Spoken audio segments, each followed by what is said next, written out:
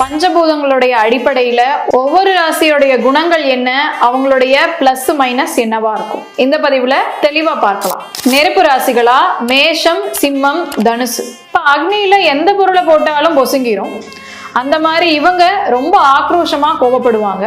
இன்னார்னு பார்க்காம தங்களுடைய பிடிவாத குணத்தை அதிகமா வெளிப்படுத்துவாங்க.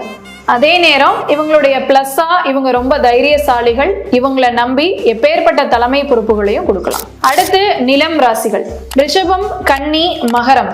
இப்ப பொறுத்தார் பூமி ஆழ்வார். பூமியை போல ரொம்ப பொறுமையான குணம் கொண்டவங்க.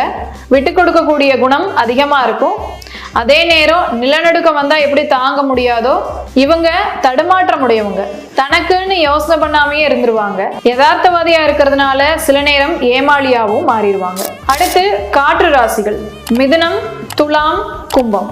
காத்து அமைதியா இருக்கும். அதுவே புயல் சூறாவளியா மாறினா எப்படி கட்டுக்கடங்காத வகையில போகுமோ அதே மாதிரி இவங்களுக்கு கோபம்னு வராது. அமைதியான குணம் கொண்டவங்க. தன்னை புண்படுத்தினவங்க கிட்ட கூட அன்பாதான் போவாங்க. ஆனா ஆக்ரோஷமா மாறிட்டாங்கன்னா உள்ள இது நாள் வரைக்கும் பொத்தி வச்சிருந்த எல்லாத்தையும் வெளிக்கொட்டிடுவாங்க. அதே நேரம் யாரையுமே எளிதா மன்னிச்சிருவாங்க. ரொம்ப கெட்டிக்காரங்க.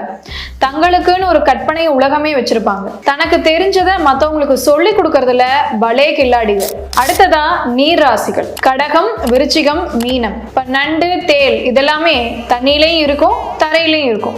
அந்த மாதிரி இவங்க சூழ்நிலைக்கு ஏத்த மாதிரி தன்னை மாத்திக்குவாங்க. ஆபத்துன்னு வந்துட்டா மற்றவங்களுக்கு உதவி செய்யக்கூடிய குணம் இவங்ககிட்ட அதிகமாவே இருக்கும். தான் கூட இருக்கிறவங்களுக்கு ஏதாச்சுன்னா எதையுமே துணிஞ்சு செய்யக்கூடியவங்க. அதே நேரம் சுய புத்தியை நம்பி சொல் புத்தியை விட்டுருவாங்க. தனக்குன்னு ஒரு கொள்கையை வச்சுட்டு அதையே ஃபாலோ பண்ணிட்டு இருப்பாங்க. பின்னாடி அதை நினைச்சு வருத்தப்படுவாங்க.